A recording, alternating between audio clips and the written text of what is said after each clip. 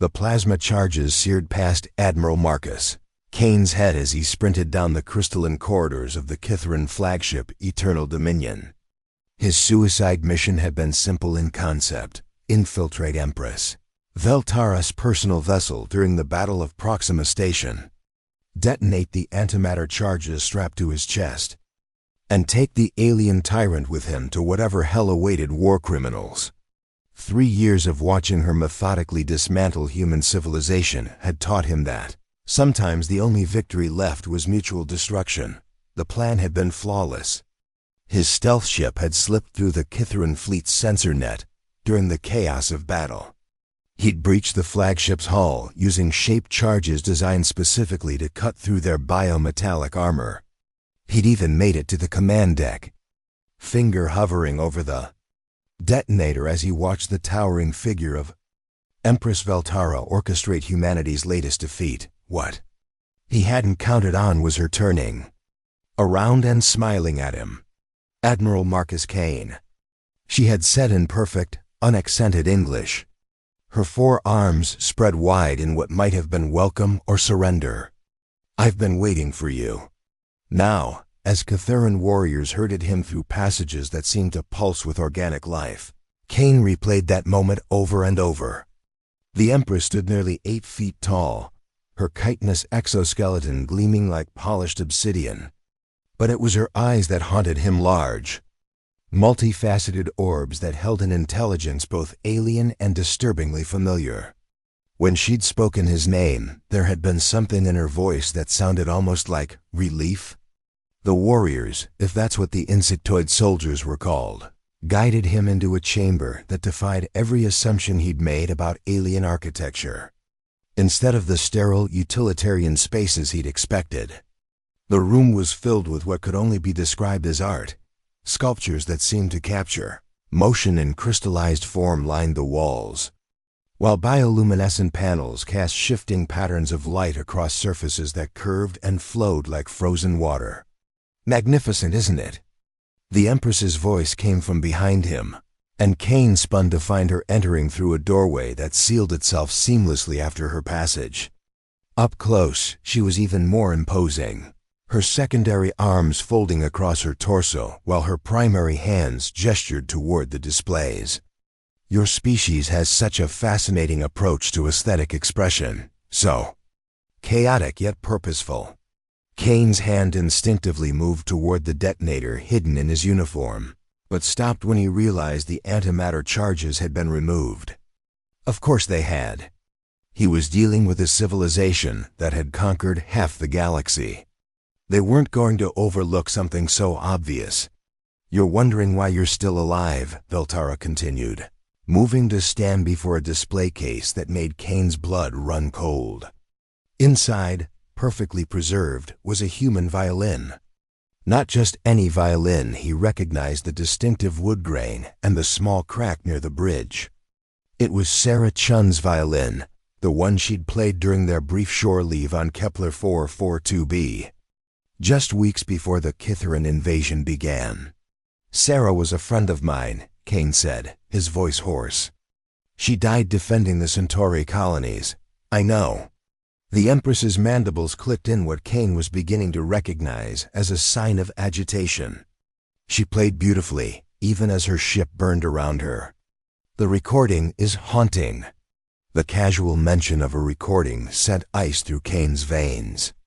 "You watched her die." "I watched her choose to die," Veltara corrected, her tone carrying an odd note of what sounded like admiration. "She could have surrendered. Her ship was crippled, her crew decimated.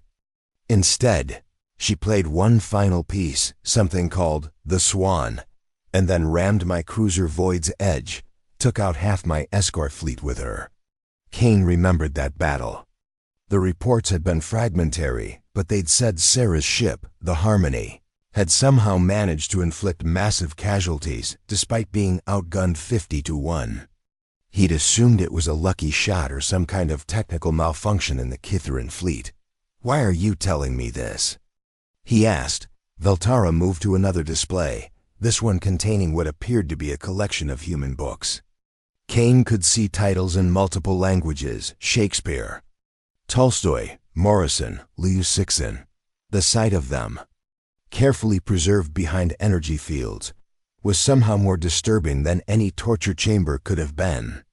"Because I want you to understand," the Empress said, her voice taking on an almost pleading quality. "Your species. You're not like the others we've encountered. The Zelani surrendered after we destroyed their capital. The Morphic Collective simply dissolved when we demonstrated our superior technology. But humans—" She paused, her multifaceted eyes reflecting the chamber's shifting lights. "Humans fight like every battle is their last, and they do it beautifully. We fight because we have to," Kane said. "Because you're trying to exterminate us. Am I?" Veltara turned to face him fully, and Kane was struck by the genuine confusion in her expression. "Tell me, Admiral, in 3 years of warfare, how many human civilians have died under my direct command?" The question caught Kane off guard. He'd been expecting threats, torture, perhaps some kind of alien interrogation technique. Instead, she was asking him to, "What? Keep score?" "Millions," he said automatically. "Specifically." Kane frowned, his tactical mind automatically beginning to catalog the battles he knew about. The Siege of New Geneva, where Kithaeron forces had somehow managed to avoid hitting the civilian sectors, despite orbital bombardment that lasted for weeks. The fall of Kepler Station, where evacuation ships had been allowed to escape even though destroying them would have been trivial. The pattern was subtle, but now that he was looking for it— "You've been avoiding civilian casualties," he said slowly. "Not avoiding," Veltara corrected. "Preventing. Do you know how difficult it is to conduct a military campaign while ensuring minimal collateral damage? My own generals think I've gone soft. The Imperial Council questions my methods daily." She moved to a final display case, and Kane's breath caught in his throat. Inside was a small, battered teddy bear, the kind of toy human children had carried for centuries. It was scorched and torn, but someone had carefully repaired it with what looked like Kithaeron biothread. "I found this in the ruins of the orphanage on New Geneva," Veltara said softly. "After my forces had secured the city.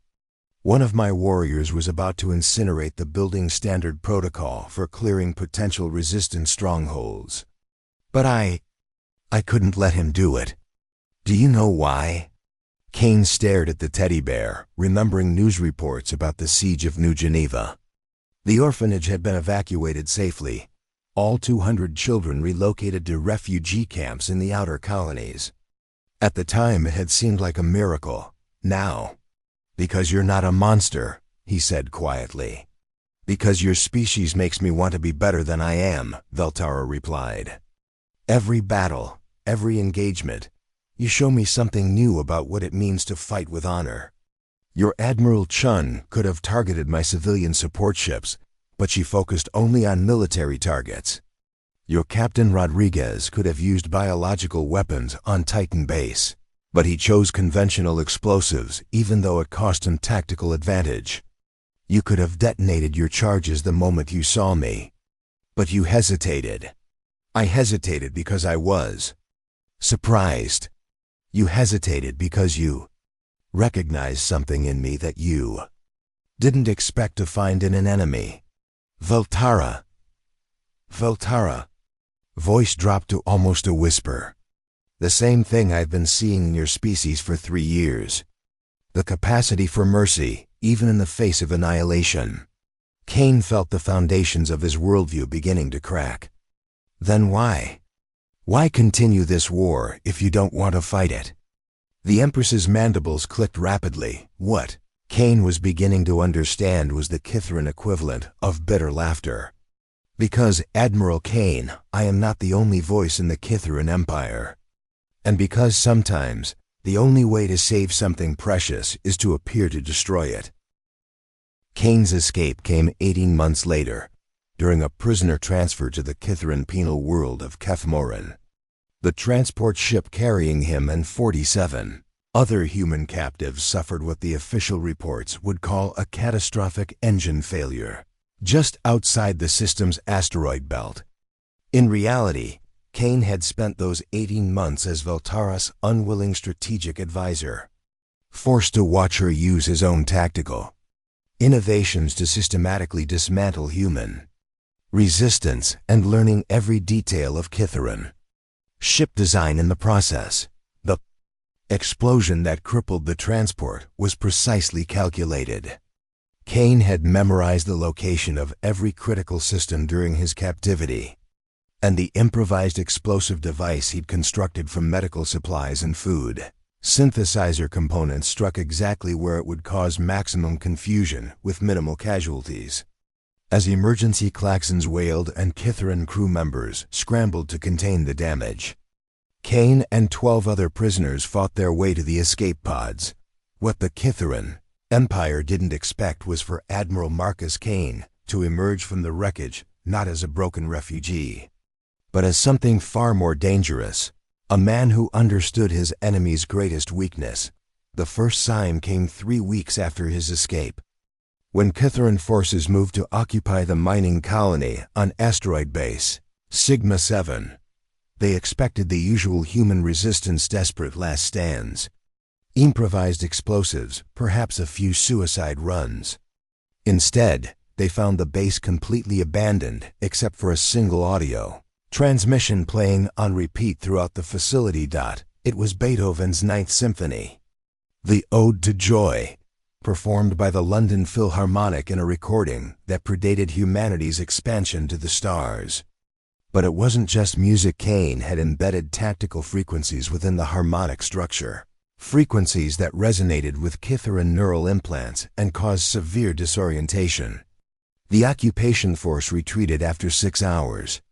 REPORTI and G technical difficulties that their engineers couldn't explain. Empress Veltara knew better. He's using our own fascination against us, she told her war council aboard the Eternal Dominion, her 4 arms gesturing at the tactical displays showing Kane's latest operation. The human admiral had somehow acquired a small fleet of captured Kithaeron vessels and was conducting hit-and-run attacks across 3 sectors. But these weren't ordinary raids. Each strike was accompanied by carefully chosen pieces of human culture that seemed designed specifically to torment Veltara herself. During the Battle of Kepler's Edge, Kane's forces had broadcast the complete works of Maya Angelou while engaging Kithaeron cruisers. The poetry, translated into perfect Kithaeron syntax, spoke of resilience in the face of oppression, of finding beauty in struggle. Veltara's own gunners had hesitated, distracted by words that seemed to speak directly to their souls. At the siege of Proxima Relay, Kane had filled the communication channels with Mozart's Requiem while his ships danced between Kithaeron battle formations like ghosts. The music was hauntingly beautiful, but it was also a funeral dirge, a reminder of everything that was being lost in this war. He knows, Veltara whispered to herself as she studied the tactical reports. Somehow he knows what this is doing to me. Her aide, General Kethver, clicked his mandibles in confusion. Empress? The human psychological warfare is effective, but surely it's not psychological warfare, Veltara interrupted, her voice heavy with something that might have been grief. It's a conversation. He's trying to tell me something. The revelation came during Kane's most audacious operation yet, a direct assault on the Kithaeron supply depot at Vega Station. His small fleet should have been annihilated by the station's defenses, but Kane had done something unprecedented. Instead of attacking the military installations, he'd targeted the cultural preservation vaults, the same facilities where the Kithaeron Empire stored artifacts from conquered civilizations. As Kithaeron defenders scrambled to protect their military assets, Kane's forces had systematically breached the vault containing human artifacts. But instead of destroying them, he'd done something that left Veltara staring at her screens in stunned silence. He'd added to the collection. Mixed in with the rescued human artifacts were new items. recordings of human children singing lullabies, digital paintings created by refugees in the outer colonies, even a collection of recipes from Earth's various cultures. But most shocking of all was a handwritten letter, addressed simply to the collector. Veltara read it alone in her private chambers, her hands trembling as she processed Kane's words. "I know what you're trying to do. I've seen the preservation facilities, the careful cataloging, the way you've been saving pieces of us even as you destroy our worlds. You're not conquering humanity, you're trying to preserve it. But preservation without context is just another form of death. These artifacts mean nothing without the living culture that created them.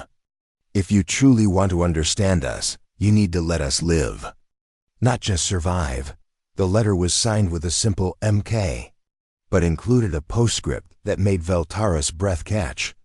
"Sarah would have wanted you to hear her music the way it was meant to be heard, with hope, not sorrow." Attached to the letter was an audio file, Sarah Chun playing her violin, but not the haunting final performance from her dying ship. This was a recording from before the war, Sarah playing a piece called Spring from Vivaldi's Four Seasons. It was full of life and joy and the promise of renewal. Veltara played the recording 17 times before she finally understood what Kane was trying to tell her. The next phase of their strange war began when Veltara started responding. During a skirmish near the Tau Ceti system, Kane's forces found themselves facing a Kithaeron fleet that fought with unprecedented restraint. Instead of the usual overwhelming firepower, the alien ships engaged in what could only be described as a dance, a careful, almost ritualistic exchange of fire that seemed designed more to communicate than to destroy. And then Veltara began broadcasting her own messages. They came in the form of Kithaeron poetry, translated into human languages and transmitted on frequencies she knew Kane would be monitoring. The poem spoke of loneliness, of the burden of command, of watching beautiful things die and being powerless to stop it.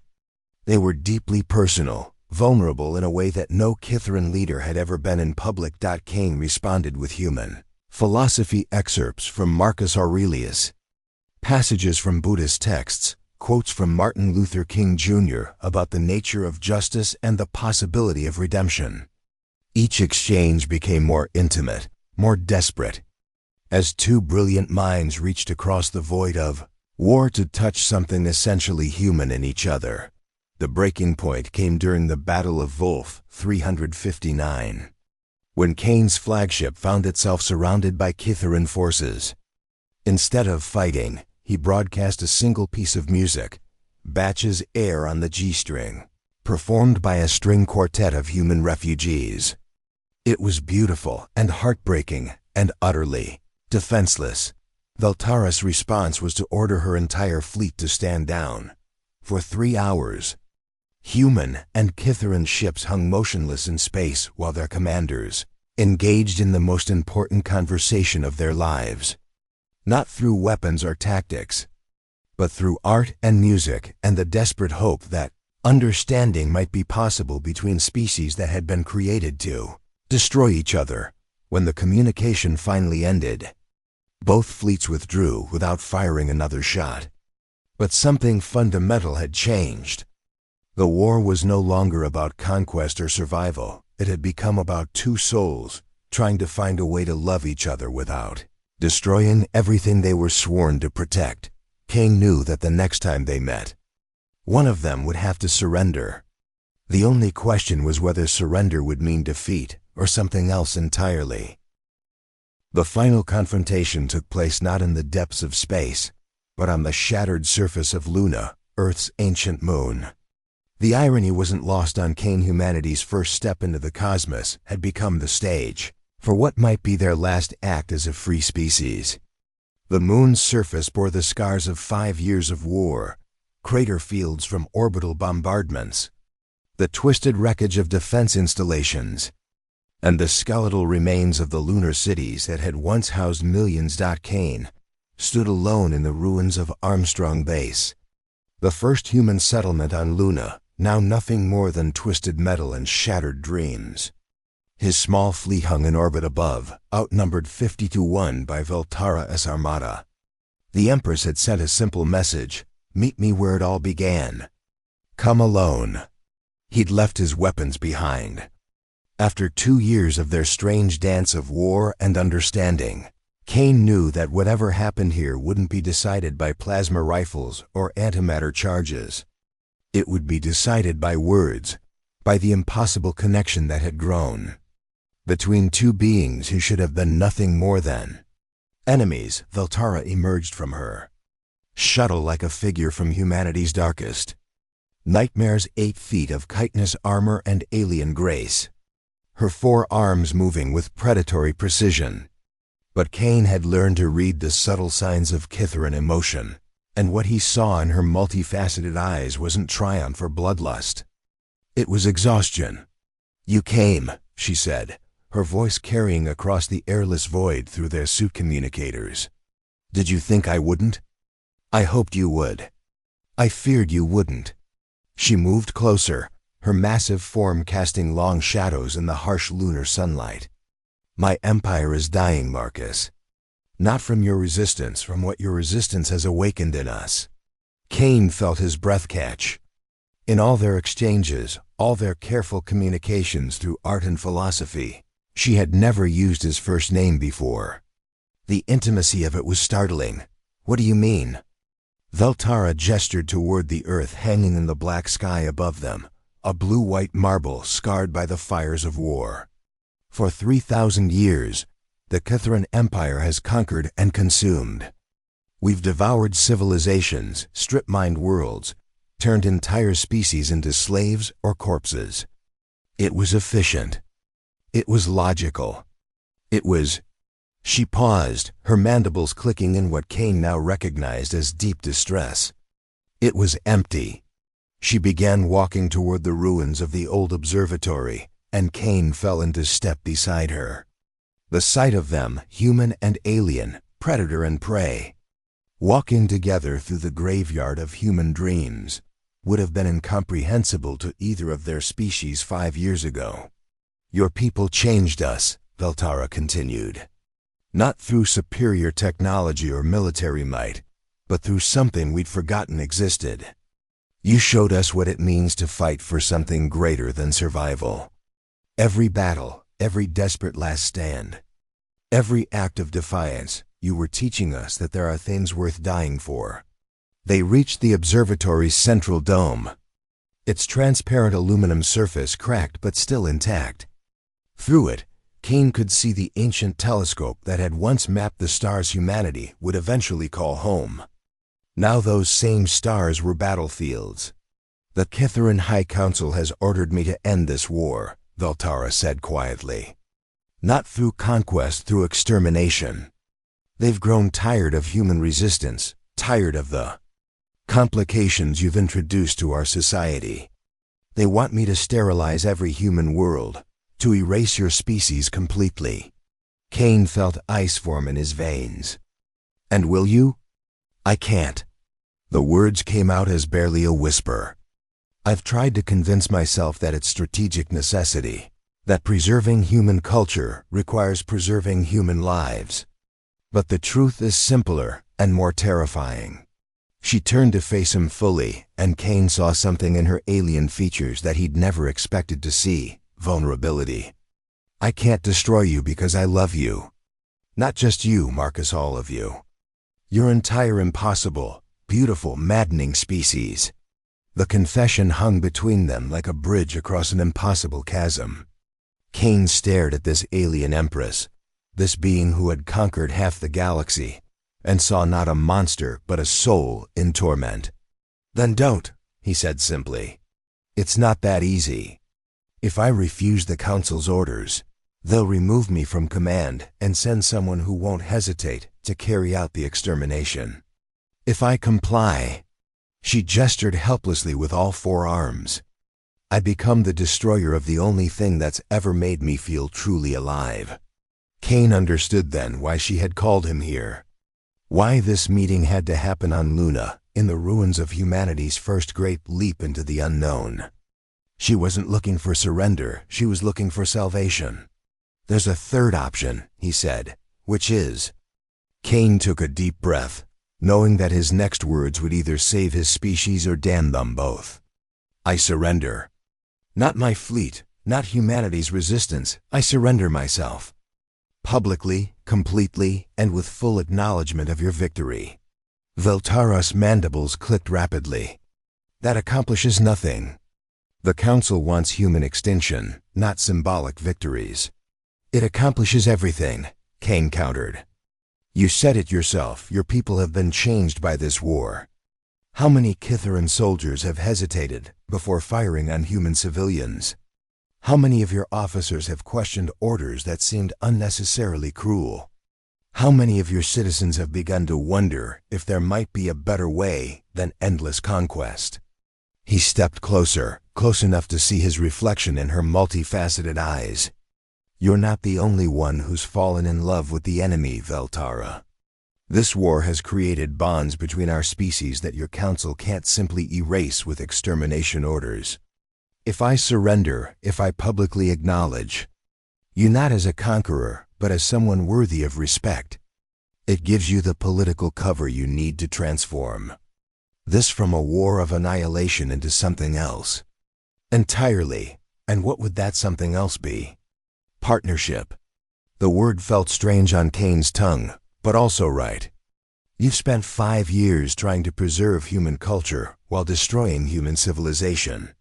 What if instead of preservation, you chose integration? What if the Kitharan Empire became something new, a confederation where human creativity and Kitharan efficiency could work together instead of destroying each other?" Veltara was silent for a long moment, her alien features unreadable. When she finally spoke, her voice was thick with emotion. "You would trust me with your species' future?" "I would trust you with my life," Kane replied. "I am trusting you with my life. The question is whether you trust yourself." The Empress looked up at the earth hanging above them, then back at Kane. When she spoke again, her voice was barely audible. "If I accept your surrender, if I try to build this partnership you speak of, there will be resistance from both our species. Many of my people will see it as weakness. Many of yours will see it as betrayal. Then we'll face that resistance together," Kane said. "The same way we've faced everything else in this war, by refusing to give up on the possibility that enemies can become something more." Veltara extended one of her primary hands toward him, palm up in a gesture that was somehow both alien and unmistakably human. "Then I accept your surrender, Admiral Marcus Kane, and I offer you something in return, not conquest, but hope." As Kane placed his hand in hers, he felt the weight of 5 years of war lifting from his shoulders. Above them, Earth continued its ancient dance around the sun, no longer a world under siege, but a world with a future. And for the first time since this impossible war began, that future looked bright when Veltara wept. Her tears fell like diamonds in the lunar dust, each one a promise that love could triumph over the vast darkness between the stars.